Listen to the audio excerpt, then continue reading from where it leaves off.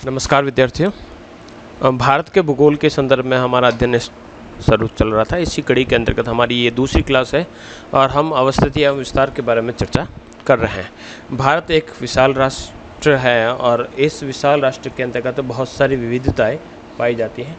इन विविधताओं के बीच इसके अंतर्गत कई विशेषताएं पाई जाती हैं। कई देशों से घिरा हुआ एक महाद्वीप या फिर उपमहाद्वीप के रूप में इसे संज्ञा दी जाती है। तो उसके पीछे कई कारण हैं, उन कारणों को हम देखते हैं। ये भारत का मैप है और भारत के मैप के अंतर्गत अगर हम देखेंगे तो सबसे उत्तरतम बिंदु और सबसे दक्षिणतम बिंदु तक की ये जो डिस्टेंस है वो लगभग आपके 3200 और 14 किलोमीटर लंबी है। और इसी प्रकार से अगर उत्तर पूर्व से पश्चिम तक की बात करें तो ये 2933 किलोमीटर तक लंबी है। इसका हम डिस्कस कर चुके हैं। और पड़ोसी राष्ट्रों के अंतर्गत हम पाकिस्तान, अफ़गानिस्तान, उसके बाद चीन, नेपाल, भूटान, बांग्लादेश, म्यांमार, इन सभी के बारे में हम डिस्कस कर चुके हैं। एक बार पुनः इसको वापस डिस्कस करते हैं कि भारत की जो अवस्थिति है वह विषुवत रेखा के उत्तर में, यानी विषुवत रेखा से उत्तर में हम जाते हैं तो लगभग 8 डिग्री 4 मिनट से 8 डिग्री 4 मिनट जो है वो यहाँ से पास आउट होता है। 8 डिग्री और 4 मिनट जो नॉर्थ है यहाँ से स्टार्ट होता है। यहाँ से ये स्टार्ट होकर लास्ट जो फाइनली पहुँचता है वो पहुँचता है यहाँ पर, यानी 37.6 यानी 37 डिग्री एंड 6 मिनट्स जो है उत्तरी अक्षांश तक ये डिस्टेंस आपकी पाई जाती है। इसी प्रकार से पूर्व और पश्चिम का जो विस्तार है वो आपके इस प्रकार से है। तो 68 यहाँ पर है, 68 डिग्री एंड 7 से लगाकर ये लास्ट यहाँ पर अरुणाचल प्रदेश का ये जो बिंदु है वहाँ पर लगभग 97 डिग्री एंड 25 डिग्री मिनट जो पूर्वी देशांतर है उसके बीच ये विस्तृत पाया जाता है। भारतीय उपमहाद्वीप क्यों कहा जाता है, यानी सब कॉन्टिनेंट कहा जाता है, उसके पीछे कारण है कि यहाँ की जो विशेषता है वो इस प्रकार की है कि जिस प्रकार से एक एक बड़े महाद्वीप के अंतर्गत जो विशेषताएं मिलती है उसी विशेषताओं के अनुरूप यहाँ पर भी सभी विशेषताएं देखने को मिलती हैं।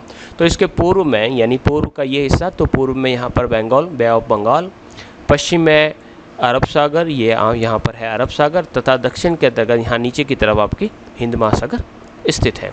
भारत का कुल जो क्षेत्रफल है वह 32,87,263 वर्ग किलोमीटर, यानी 32,87,263 किलोमीटर स्क्वायर जो है इसका पूरा का पूरा क्षेत्रफल है। और इस दृष्टि से देखें तो भारत जो विश्व के जितने भी बड़े बड़े देश हैं उसमें 7वें स्थान पर है। सबसे बड़ा जो है वो रूस है, रूस के बाद कनाडा के बाद चीन, अमेरिका, ब्राज़ील और ऑस्ट्रेलिया के बाद 7वें नंबर पर आपका भारत का है। 8वें, 9वें और 10वें के अंतर्गत भी हमने पिछली क्लास के अंतर्गत देखा था कि अर्जेंटीना और अल्जीरिया का जो नाम है उसके अंतर्गत आता है। भारत की उत्तर से दक्षिण तक लंबाई जो है 3214 किलोमीटर तथा पूर्व से पश्चिम तक की जो लंबाई है वो 2933 किलोमीटर लंबी है। यानी आप उत्तरतम बिंदु जो आपका 37 डिग्री और 6 मिनट से लगाकर आपके 8 डिग्री और 4 मिनट तक का जो हिस्सा है वहाँ पर 2900 आपके 3200 और 14 किलोमीटर देखने को मिलता है। इसी प्रकार से भारत के पश्चिम में जो 68 डिग्री और 7 मिनट जो पूर्वी देशांत है वहाँ से लगाकर पूर्व में 97 डिग्री और 25 मिनट पूर्वी देशांतर जो हैं उनके मध्य लगभग 30 देशांतर रेखाएं पाई जाती हैं। यानी हम यहाँ पर गुजरात के इस तट से लगाकर इस तट के बीच देखें तो लगभग 30 देशांतर रेखाएं यहाँ पर आती हैं। 68 से लगाकर 97 तक ये रेखाएं पाई जाती हैं। और इसी कारण, यानी अगर हम देखते हैं तो इसको लगभग घूमने में, यानी 360 रेखाएं होती हैं और पृथ्वी को 360 डिग्री घूमने में 24 घंटे लगते हैं, यानी 24 घंटे कह दीजिए या फिर 1440 मिनट कह दीजिए, एक ही बात है। तो 1440 मिनट का जो समय लगता है उसमें से 1 डिग्री को पार करने में उसको 4 मिनट लगते हैं। तो 1 डिग्री को पार करने में 4 मिनट लगते हैं। इसलिए भारत के पश्चिमी छोर जो आपके गुजरात तट पर है तो 68 डिग्री और 7 मिनट जो पूर्वी देशांतर है वहाँ से हम स्टार्ट करेंगे। हर डिग्री पर 4 मिनट का फ़र्क आएगा और 97 डिग्री 25 मिनट पूर्वी देशांतर जाएंगे तो पृथ्वी को लगभग 120 मिनट का समय लगेगा। तो इस प्रकार से 120 मिनट या फिर हम इसे 2 घंटे कह सकते हैं। तो अरुणाचल प्रदेश और गुजरात के बीच जो टाइम ड्यूरेशन का जो फ़र्क है वो लगभग 2 घंटे का। तो विश्व में जहाँ कहीं पर अधिक देशांतरी विस्तार पाया जाता है तो उन देशों में मध्य की देशांतर रेखा होती है, यानी जो सबसे मिड में होती है उसको स्टैंडर्ड टाइम जोन के रूप में मान लिया जाता है। अतः वह वहाँ का स्टैंडर्ड टाइम रहेगा और पूरे देश में देश का मानक समय स्वीकार कर लिया जाता है। तो भारत में ही इसी का एक टाइम जोन निर्धारित किया गया है और वो जो टाइम जोन है वो आपका 82 डिग्री एंड हाफ यानी 82 डिग्री और 30 मिनट जो देशांतर रेखा है उसे भारत का स्टैंडर्ड टाइम IST माना गया है। इसे स्टैंडर्ड मेरिडियन या मानक यमयंत्र के रूप में भी माना जाता है। ये वो लाइन है, वहाँ से सारी की सारी भारत की घड़ियाँ चलती है और ये जो 82.5 जो डिग्री जो है ये इसका जो टाइम है वह GMT से यानी GMT से 5.5 घंटे ग्लोबल या ग्रीनविच मीन टाइम जो है वहाँ से 5 और घंटे और 30 मिनट का ये प्लस का टाइमिंग रहता है। इस प्रकार से यहाँ से भारत की सभी घड़ियाँ चलती हैं। अंतर्राष्ट्रीय मानक जो समय रेखा है जिसे 0 डिग्री देशांतर कहा जाता है और ग्रीनविच नामक शहर से गुजरती है। ग्रीनविच नामक स्थान पर एक प्रयोगशाला है और इस प्रयोगशाला के कारण इसे ग्रीनविच लाइन का नाम दिया गया है। 0 डिग्री से लगाकर जब हम 82.5 डिग्री पूरी देशांतर तक मध्य तक पहुंचते हैं तो 82.5 रेखाएं और एक आधी रेखा पार करने में यानी हर रेखा को पार करने में यानी इसको अगर 4 से मल्टीप्लाई करेंगे, अगर 82 को हम 4 से मल्टीप्लाई करेंगे तो ये आपका 328 आएगा। फिर आपका हाफ जो रहेगा उसका 2 रहेगा तो टोटल जो रहेगा लगभग 330 मिनट रहेंगे और 330 मिनट को अगर हम घंटों में तब्दील करेंगे तो आपका जो आंसर रहेगा वो 5 और 30 मिनट्स रहेगा। अर्थात भारत में अगर शाम के 5:30 बज रहे हैं तो इसका मतलब हो गया कि लंदन में उस समय 12 बजे का समय रहेगा, यानी 12 और 5:30 में लगभग देखिए 5.5 घंटे का फ़र्क है। तो ये फ़र्क आपको टाइम ड्यूरेशन में रहता है। अब टाइम ड्यूरेशन को हम जब ऑफलाइन क्लास रही उसके अंदर हमने देखा था कि ग्रीनविच जो लाइन है उसके अगर हम ईस्ट की तरफ जाते हैं तो हर एक जो लॉन्गिट्यूड है उस पर आपके यानी 1 डिग्री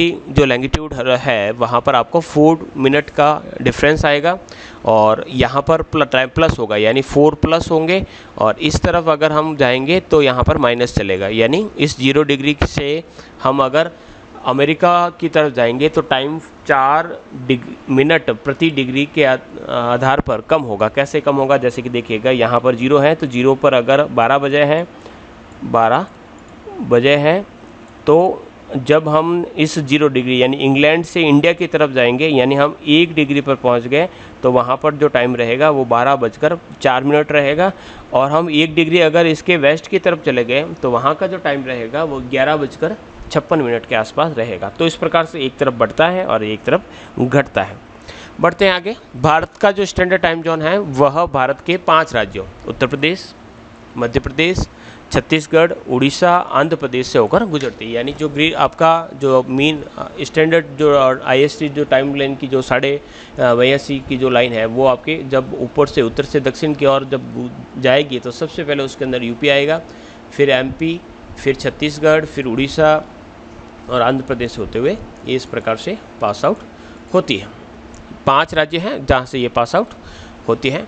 23.5 डिग्री जो उत्तरी अक्षांश है जिसे कर्क रेखा कहा जाता है, तो कर्क रेखा भारत के लगभग मध्य में से गुजरती है। इसलिए जो कर्क रेखा है वो भारत को 2 कटिबंधों में डिवाइड करती है, क्योंकि कर्क और मकर रेखा का जो बीच का जो क्षेत्र होता है वो आपका ट्रॉपिकल रीजन कहलाता है और ट्रॉपिकल से ठीक ऊपर आपका टेम्परेट जोन पाया जाता है। तो 23.5 डिग्री उत्तरी अक्षांश यानी कर्क रेखा से अबोव वाला जो रीजन है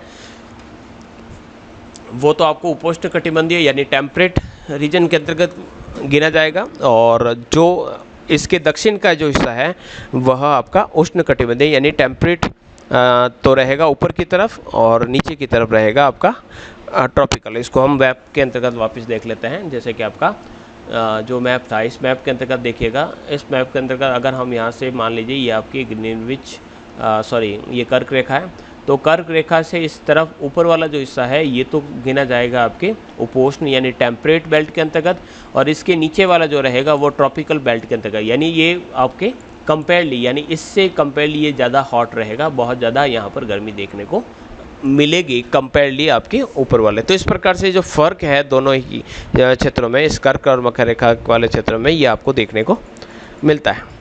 नेक्स्ट चलते हैं हम जहाँ पर हमने ब्रेक किया था। फिर हम बढ़ते हैं कि पश्चिम बंगाल व त्रिपुरा के मध्य, पश्चिम बंगाल तथा त्रिपुरा के मध्य कर्क रेखा बांग्लादेश से होकर गुजरती है। यानी पश्चिम बंगाल से जब त्रिपुरा की तरफ जाती है तब कर्क रेखा बांग्लादेश के अंदर से गुजरती है। भारत में कर्क रेखा की जो सर्वाधिक लंबाई है वो एमपी से पास आउट होती है और सबसे कम न्यूनतम आपके राजस्थान के अंतर्गत बांसवाड़ा और डूंगरपुर का जो क्षेत्र है उसके अंतर्गत पास आउट होती है। कर्क रेखा राज्य जो पूरा का पूरा जो 8 राज्यों में से गुजरती है, यानी गुजरात से स्टार्ट करते हैं और मिजोरम तक ये 8, यानी गुराम, छजो, पत्रिमो, यानी गुजरात, राजस्थान, मध्य प्रदेश, छत्तीसगढ़, झारखंड, पश्चिम बंगाल, त्रिपुरा और मिजोरम, ये इस होते हुए 8 राज्यों में से गुजरती। अब बात करते हैं कि भारत की जो कोस्टल लाइंस कितनी हैं। तो कोस्टल लाइन जो है हमने टोटल जो कहते हैं 22,000 समथिंग की थी, वो किस प्रकार से की थी। तो भारत की जो कोस्टल लाइन है वो है आपके 6100, लेकिन अगर इस 6100 के अंतर्गत इंक्लूड कर दें हमारे जो द्वीप हैं, जैसे कि आपका लक्षद्वीप है, अंडमान निकोबार है, तो उसको अगर इसके अंतर्गत जोड़ दिया जाए तो इसकी जो टोटल लेंथ होती है वो 7517 किलोमीटर तक हो जाती है। यानी 5516.6 किलोमीटर है। तो इसको हम राउंड ऑफ करके इस प्रकार से व्यक्त कर सकते हैं। टोटल जो लैंड एरिया है उसकी जो लंबाई है वो 15,200। तो 15,200 और 7,500 को अगर जोड़ेंगे तो लगभग ये आपके 22,700 किलोमीटर तक जो है टोटल लंबाई, यानी पूरे के पूरे द्वीप और पूरे के पूरे स्थलीय भागों को जोड़कर ये टोटल लंबाई इस प्रकार की आपकी मानी जाएगी। आगे बढ़ते हैं कि भारत में 9 राज्य हैं और 9 राज्यों के अंतर्गत आपके कर्नाटक, केरल, तमिलनाडु, आंध्र प्रदेश, उड़ीसा, पश्चिम बंगाल, गुजरात, महाराष्ट्र एवं गोवा व 5 राज्य ऐसे हैं, यानी ये आपके जो रीजन है आपके जो कोस्ट से लगे हुए हैं। केंद्र शासित प्रदेश जो हैं वो आपके पुडुचेरी, लक्षद्वीप, अंडमान निकोबार, दादरा नगर हवेली, दमन दीव की जो सीमाएं हैं वह समुद्र तट से लगी हुई है। अगर समुद्र तट से लगे हुए राज्यों की बात करें तो 9 जो ऐसे राज्य हैं जो आपके मुख्य हैं, और उसमें केंद्र शासित जो का पूछा जाए तो ये आपके 5 जो हैं वो अपनी सीमा इसके साथ शेयर करते हैं। नेक्स्ट स्लाइड पर बढ़ते हैं। आकृति कैसी है तो लगभग त्रिभुजाकार है। हिंद महासागर यानी दक्षिण में हिंद महासागर और पूर्व में बंगाल की खाड़ी तथा पश्चिम में अरब सागर से घिरा हुआ ये पूरा क्षेत्र है। इसके अलावा भारतीय प्रायद्वीप के चारों ओर कुछ संकरी खाड़ियाँ, क्रीक और चैनल भी देखने को मिलते हैं। ये छोटे छोटे खाड़ियाँ चारों तरफ फैली हुई है। गुजरात के दक्षिण में संकरे जो थोड़ा सा कॉम्पैक्ट जो ओशन है उसको खंबात की खाड़ी यानी कैम्बे की खाड़ी के नाम से जाना जाता है, बे ऑफ कैम्बे। और फिर के उसके बाद गुजरात के पश्चिम से स्थित संकरे समुद्र को कच्छ की खाड़ी कहा जाता है। भारत और श्रीलंका के बीच का जो पानी का जो उसे मंगार मन्नार की खाड़ी कहा जाता है, और जो स्ट्रेट है उसको पाक स्ट्रेट के नाम से जाना जाता है।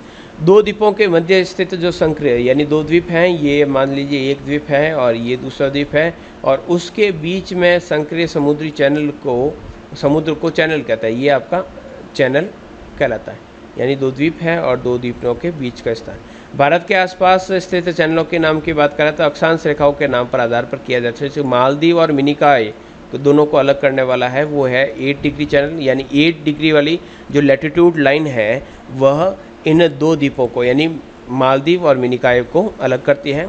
इसी प्रकार यानी 8 डिग्री चैनल के उत्तर के अंतर्गत उत्तर में आपका मिनिकॉय और दक्षिण के अंतर्गत आपका लक्षद्वीप है। इसी प्रकार से 9 डिग्री चैनल जो है मिनिकॉय और लक्षद्वीप के जो बीच में है वो 9 डिग्री चैनल है, और अंडमान और निकोबार के बीच का जो स्थित है उसको 10 डिग्री चैनल के नाम से जाना जाता है। तो चैनल क्या है तो वो लैटिट्यूड जो कह सकते हैं कि 2 द्वीपों को अलग करते हैं, तो उसे हम चैनल के नाम से जाना जाता है। भारत की सबसे बड़ी जो कोस्ट लाइन है वो गुजरात की है, उसके बाद आंध्र प्रदेश है, फिर तमिलनाडु का स्थान आता है। फिर भारत की सबसे छोटी जो कोस्टल लाइन है वो आपकी गोवा की है। भारतीय प्रायद्वीप क्यों है कि द्वीप के समान है, प्रायद्वीप उसे कहा जाता है जिसके 3 और पानी हो। तो उसका जो सबसे दक्षिणतम बिंदु है वो आपका कन्याकुमारी माना जाता है। लेकिन दक्षिणतम की बात करते हैं, जैसे कि आपका मेनलैंड है उसमें तो आपका कन्याकुमारी है, लेकिन ग्रेट बार और निकोबार, अंडमान और निकोबार के ग्रेट निकोबार को माना है तो वहाँ पर इंदिरा पॉइंट है। सबसे ऊपर तक है आपका इंदिरा कॉल और सबसे दक्षिण में है आपका इंदिरा पॉइंट। इंदिरा पॉइंट वो जो लाइन है वहाँ से आपके 6 डिग्री और 4 मिनट की जो लैटिट्यूड लाइन जो है वो पास आउट होती है। अगर हम कन्याकुमारी से काउंट करते हैं तो वहाँ से हमारा स्टार्ट होता है आपका 8 डिग्री एंड 4 मिनट। तो दोनों में थोड़ा सा फ़र्क है। भारत का सबसे उत्तरतम बिंदु है वो इंदिरा कॉल जो आपके जम्मू कश्मीर में है, और सबसे पश्चिमी जो बिंदु है वो गुहार माता, जहाँ से आपका लैटिट्यूड 68 वाला स्टार्ट हुआ था, गुहार माता गुजरात में। और सबसे ईस्ट की बात करें तो किबुतु जो है वो अरुणाचल प्रदेश के अंतर्गत। और सबसे दक्षिणतम कौन सा है तो वो आपका इंदिरा पॉइंट। तो उत्तर दक्षिण पूर्व पश्चिम को हम इस प्रकार से समझ सकते हैं। रिपीट कर रहा हूँ मैं, सबसे उत्तर के अंदर है आपका इंदिरा कॉल, यानी भारत का जो नक्शा है उसमें सबसे ऊपर यहाँ पर है आपका इंदिरा कॉल, दक्षिण के अंतर्गत है आपका इंदिरा पॉइंट। इसी प्रकार से गुजरात के अंतर्गत आपका जो वेस्टर्न पॉइंट है वो गुहार मोता, और जो ईस्ट के अंतर्गत सबसे लास्ट जो पॉइंट है वो है आपका किबितु। इस प्रकार से भारत का विस्तार पाया जाता है।